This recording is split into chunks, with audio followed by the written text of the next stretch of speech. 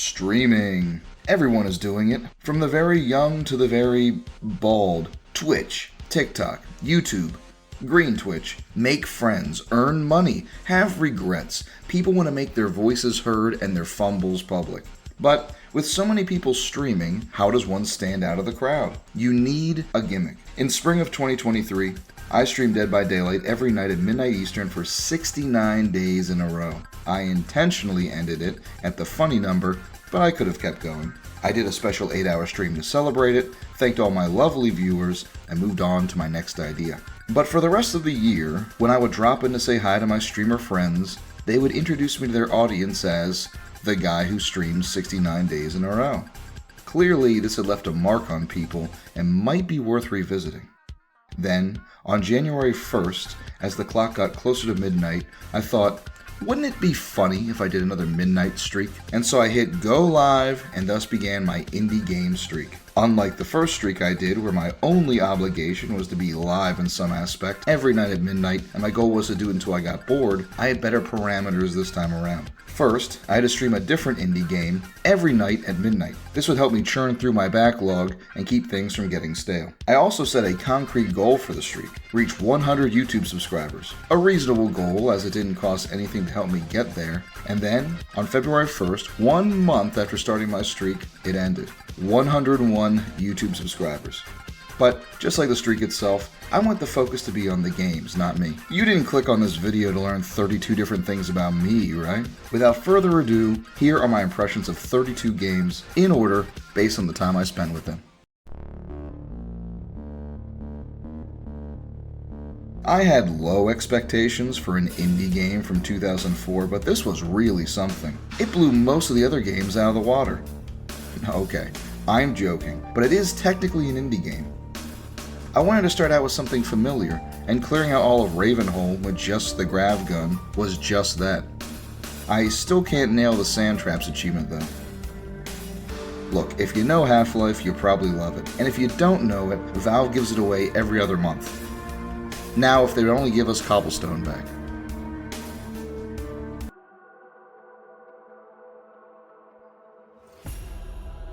Going from one sci-fi dystopian FPS where you solve problems with physics to one where you solve it with parkour, headshots, and decapitations gave me generational whiplash. For a game called Sprawl, it is exceedingly linear and simple, which is fine by me. No keycards to pick up, no branching paths, just kill the baddies in bullet time and be on your way. The voice in your head holding your hand is pleasant enough and knows not to overstay its welcome, so the soundtrack can take the center stage.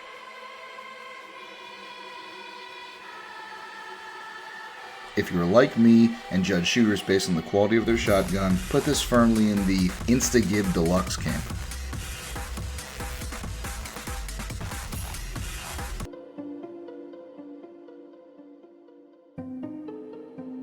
I saw a review of Cavern of Dreams where a commenter thanked the YouTuber for managing to not compare it to any other game in the 3D platforming genre.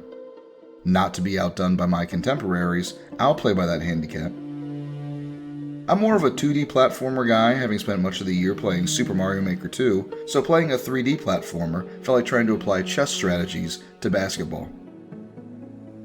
I'll admit, I thought by the cute art and halcyon hub that this was going to be made for a demographic I have long since aged out of, but I was pleasantly surprised.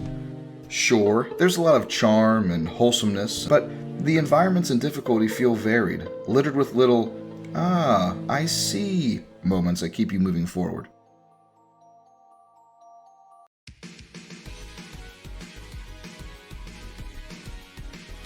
The phrase spiritual successor gets thrown around a lot these days, and it's sort of a backhanded compliment. As if someone is saying, right, you did a copy of what you love, but does it stand on its own? From the moment the opening kicked in, I got goosebumps, and a small twinge of fear of, what if the guts don't live up to the chassis? I can confirm that the developers of Gravity Circuit have indeed managed to create something that even the blackest of hearts can feel the love oozing out of every pore. Shoot robots, pile drive robots, uppercut robots, kill robots with a giant mech. Whatever hell you put your action figures through as a kid, you'll find it here.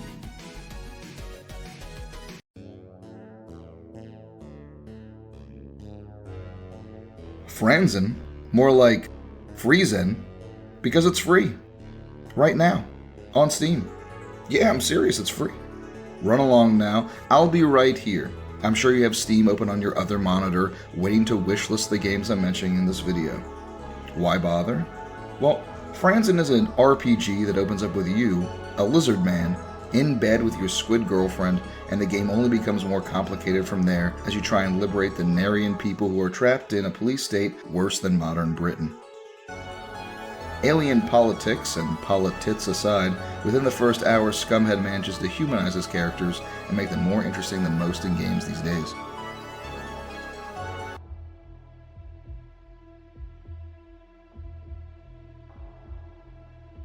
Modern first-person shooters seem to have two schools of design. Either they gradually provide you with weapons and tools to take out specific enemies in certain ways as efficiently and expediently as possible, making every firefight feel like a living puzzle, or they give you the keys to Satan's tool shed situated directly next to a field of lambs and say, Buon appetito. Turbo Overkill is the latter. Sure, you could call pest control and have them safely relocate that ever-growing nest of hornets over your garage. Or you could whip out your minigun with the flamethrower attachment and mince or caramelize the little bastards yourself. Look, I know the Overton window has shifted significantly, but whether you humanely deflate a bunch of grunt skulls with a smart pistol or disembowel them with your chainsaw leg, let's not let our differences separate us this election season.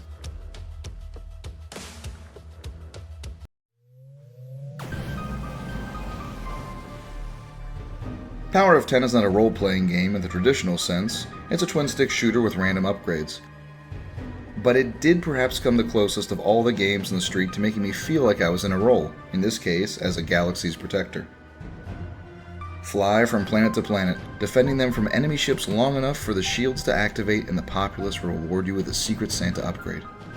Will it be a mug that says, World's Best Star Pilot? Or a mining laser that lets you chew through asteroids and titanium alike? For Pete's sake, not another rice cooker, Alice.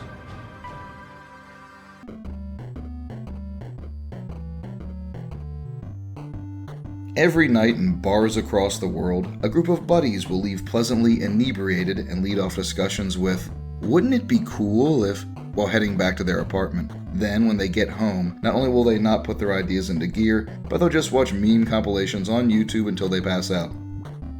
Well, one guy did actually have a wouldn't it be cool if, and he actually sat down and made it a reality. Caribbean Sales is not shy about where it takes its inspiration from, but just like with Gravity Circuit, you can tell the areas where the horse pulled away from the cart, but the experienced rider at the helm enjoyed the ride. For all you streamers out there, I don't know if my chat enjoyed a game I played more than Caribbean Sales, and I don't know if I've laughed harder this year than when we amputated the leg of my good friend Decent Studios, only for him to succumb to dysentery and be tossed overboard minutes later. Yar har fiddle-dee-dee.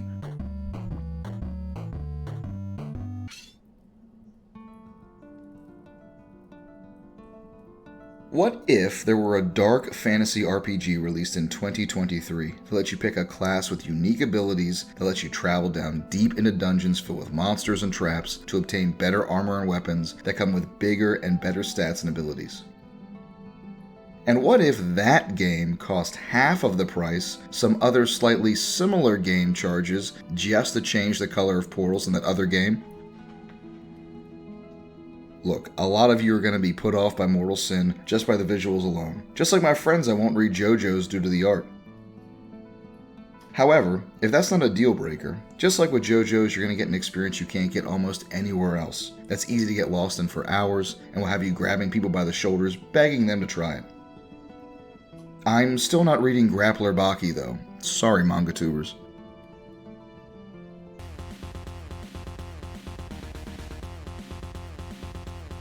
A lot of people sit around complaining that games aren't like they used to be, or that games that emulate old ones still have that shrink-wrapped microplastic zoomer feel to it. Not the case with Prison City. The only thing keeping Prison City from feeling like it's directly from the NES is that it doesn't waste your time. Don't shy away from Prison City due to it appropriately emulating the difficulty of its forebearers. You can customize the difficulty so you can choose exactly the type of balloon animal you want your spine to be twisted into. The sounds of attacks, the labyrinthine level layout, and the simple movement of the enemies all work to draw you in. This is absolutely the game on this list to call a friend over, order a pizza, and pass me the controller, bro, back and forth all night until the credits roll.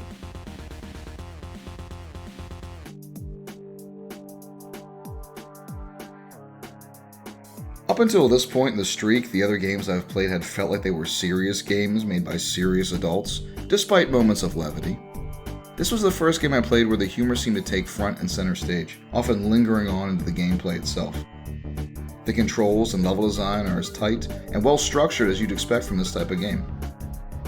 Come for the mechanics, stay for the humor.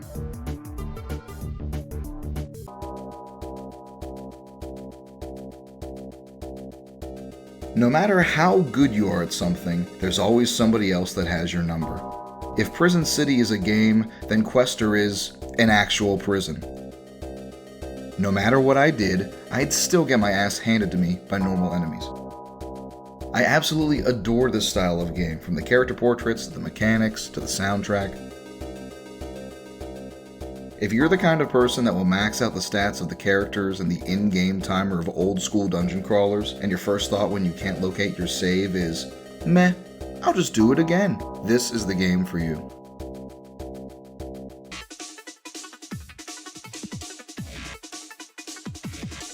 Greed. All men have it, few can sate it, and when it leads to upgrades for your heat-seeking missiles for your jet, who can blame them? Sky Rogue is a mission-based dogfighting game that has you completely annihilating everything from stationary AA guns to tankers to rival planes to airships and beyond, all in the name of sweet, sweet cash. Complete your objectives and head back to base, or stay longer and scrap some enemies for additional cash but risk losing all your upgrades. Spread carnage while dancing in the bluest skies this side of Emerald Coast. I don't have to sell you on this one. What you see is what you get.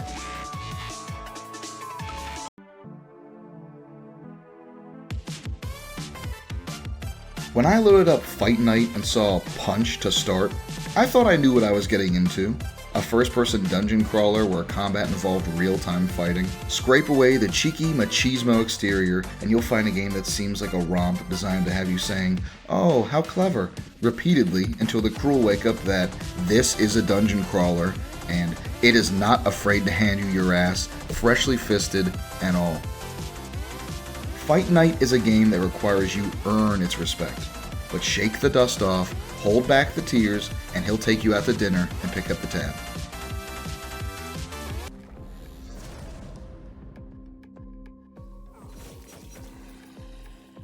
When I picked up Skeletal Avenger for dirt cheap on sale, I couldn't wait to play it for the streak. After a string of dungeon crawlers, that anticipation turned into nervousness. Luckily, Skeletal Avenger is more of a top-down beat-em-up than an "oh god, please let me find the exit," or health, or an altar, or something. If Skeletal Avenger came out on the Xbox Live Arcade back in the day, with its roguelike elements, couch co-op, and humor, it'd be an instant classic. As it is, it has a criminal under 150 reviews on Steam, likely due to its price point alone. If you see this on sale, nab it and enjoy a fine evening of splattering and slicing enemies as you find new ways to turn your own head into a weapon.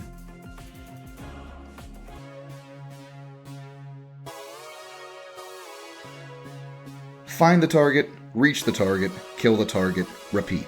Not a particularly new formula, precisely because it's a formula that doesn't get old. While many players have evidently been filtered by the isometric camera, making the world feel more like a diorama than a place anyone actually lives, once you get it, you'll be stealthing past mooks and taking out crime bosses with your katana with a pace only Ken-sama could truly respect. The style, humor, and characters are a treat as well.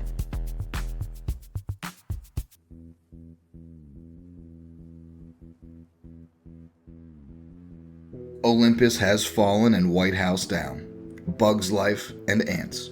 Paul Blart Mall Cop, and Observe and Report. Hollywood has a long history of having two similar films released around the same time, so it makes sense that the monkeys on typewriters of the Steam store will do the same. I was thoroughly thrilled when the game I bought on a whim, Force Reboot, played very similarly to a game I played earlier in the year, Post Void. Both are extremely fast shooters where your health is constantly draining, and the only way to restore it is to kill enemies and reach the safe room. When you reach a safe room, you get a randomly generated upgrade. Check out both Force Reboot and Post Void if you're a shooter enthusiast that abhors the concept of ever standing still.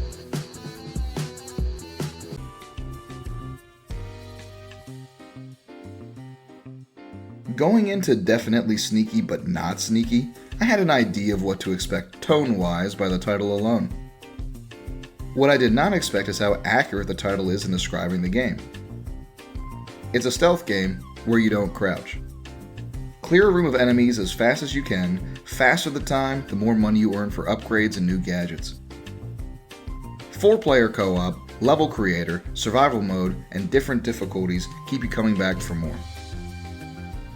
While my playthrough I just used the knife, so it consisted entirely of the elevator pitch of stab back or gut smooth jazz intensifies, you can use enough different tools to make Q blush.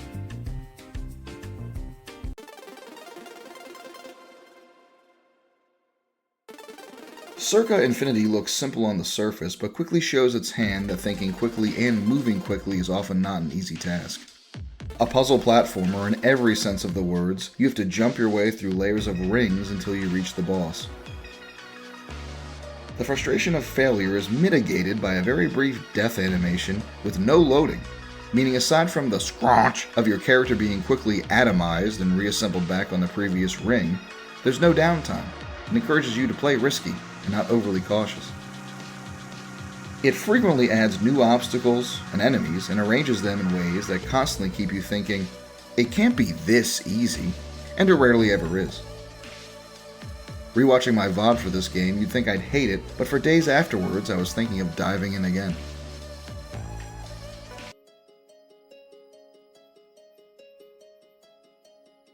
One year, for Halloween, I went trick-or-treating as a wizard. The next year, I went trick-or-treating as a wizard. Again. And the following year. My point is, it's rare for games to make you feel like a true wizard. No, I'm not talking about some nerd shut-in his tower reading books or teaching the once and future king how to wipe properly. I'm talking about being perched on a precipice, with staff in one hand and broadsword in the other, raining down hellfire as my minions raise what remains of civilization. In Hands of Necromancy, you play as a wizard out to destroy everything with a heartbeat he comes across. Reflect projectiles, cast spells, and use magical artifacts to behead every serpent you see no matter what form it takes. To quote the wizard himself, seek and destroy.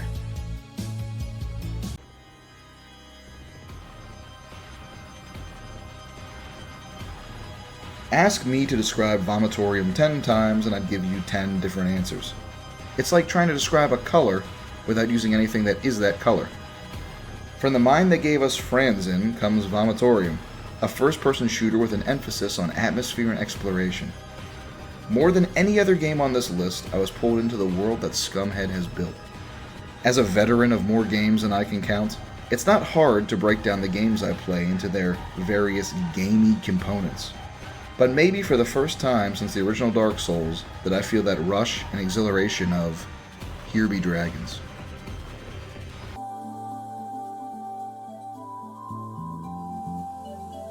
Super Kiwi 64 carries its inspiration in its title. It's hard to talk about Super Kiwi 64 without sounding like I'm denigrating the game and its creator. I 100%ed it in an hour, the challenge is nearly non-existent, and there's not much in the way of gameplay you haven't seen before. But the game only costs $1, it's nice having smaller levels with simple goals so you can round up everything easily, and the game has enough charm to make me feel satisfied when it was over. It's the first game I beat in 2024, and the going rate of $1 an hour of enjoyment is underrated.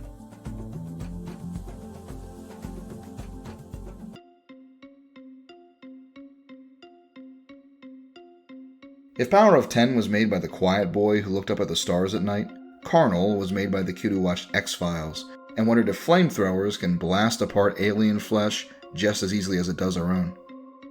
Heavily influenced by the 90s in its entirety, and horror in general, Carnal does not shy away from the spooky or the visceral. You'll have cultists eagerly trying to land a shot right between your eyes, mutant fish trying to make you their dinner, and aliens trying to capture you and probe you. Luckily, you have Uncle Sam's finest array to help you out, and even some of the aliens' own weapons. For costing under $1, it looks bargain bin, but it has a big heart and an even bigger list of levels.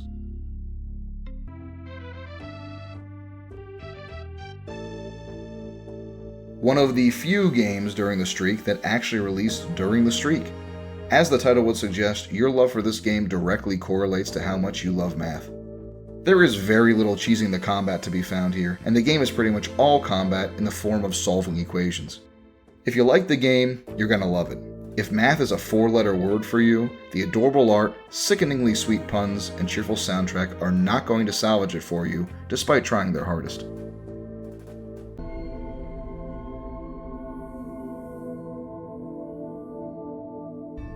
Surprise, surprise, the wizard kid also loved Arthurian myth. When I was poking around image boards for suggestions on overlooked games for this streak, this one was recommended left, right, and center. I started it up and was presented with a gorgeous main menu with one of my favorite UIs I've seen in a while, indie or otherwise.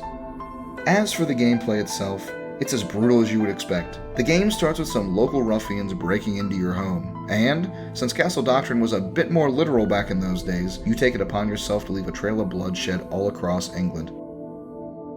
The game reminds me of reading books on King Arthur and his knights on rainy days as a kid, except this has a much higher amount of decapitations.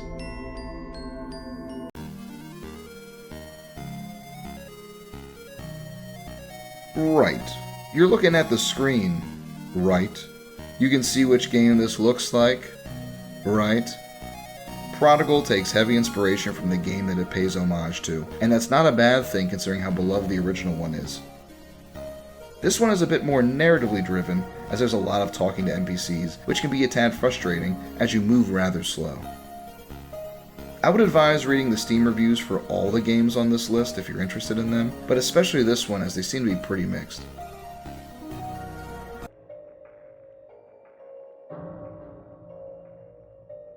Stars Die. Of boredom. But no, seriously, this isn't my type of game. But it was a nice change of pace. You play as a woman who comes upon a group of scientists in the middle of the ocean researching a big plant. And that's really all I can say, at least without spoiling anything. Talk to the characters and draw your own conclusions. I got one of the 5 endings, making this the second game I've beaten this year, but where Super Kiwi 64 left me feeling satisfied, Stars Die left me feeling like I missed something.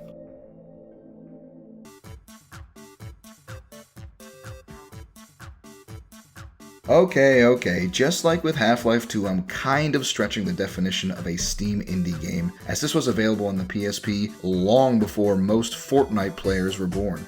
That's right, this game was released in 2004. 2004. That means we are as far away from this game is from releasing as the launch of Gurumin is from Jet Set Willy for the ZX Spectrum being the most popular game in England.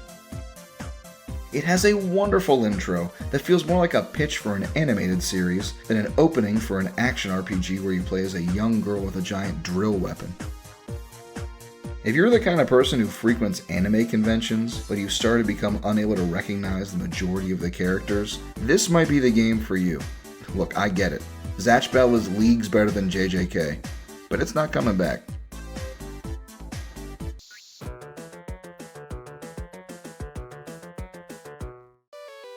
Someone made this game.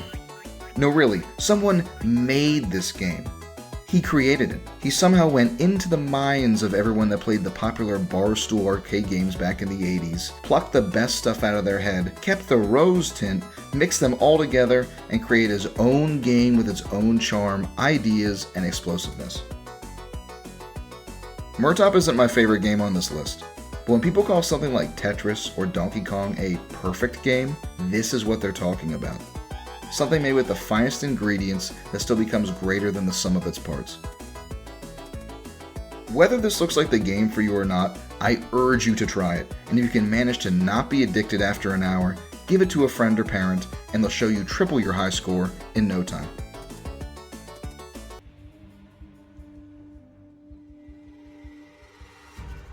Phantom Abyss feels like I went to a pretty fun party as it was ending. I got a day one because I thought I had an interesting premise, and I liked the publisher, but I saw a ton of negative reviews about the changes from early access to release. Phantom Abyss is a first-person racing parkour game, as you race against the ghosts of dead players to get the treasure and escape the temple. There's a lot to love here, as you can add self-imposed challenges to make the game even more difficult. I enjoyed my brief time spent with the game, but too much of it felt like I was just holding forward and occasionally having to jump or whip over a trap.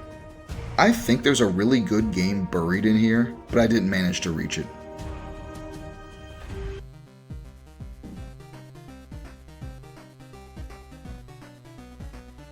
Look, I'd love to tell you all about Noah Patrol, but for the first time in the entire streak, my controller didn't work with the game. It just straight up didn't register. And playing a 2D boss rush game with just the mouse and keyboard felt beyond frustrating, no matter how charming the soundtrack and art style is. So, I called an audible and played Tank Golf. This game is free and consists of a tank that moves back and forth to shoot a golf ball into the hole.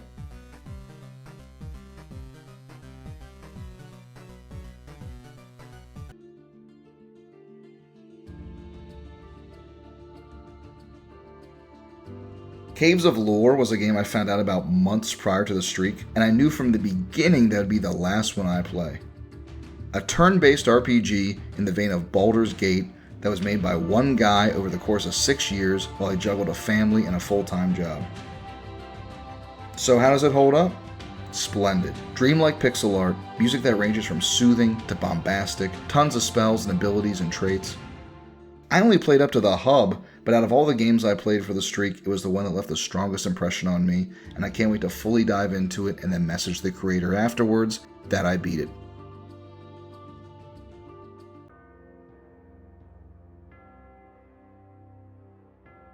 If any of the games in this video looked even semi-interesting to you, please check them out for yourself. I'm just one guy who only got a few hours to spend with each one, so don't take my word or opinion as law. Thank you so much for watching, and thank you to all the developers of these games for making them. If even one person tries each of these games, it'll be worth it to me. And if that person is you, let me know.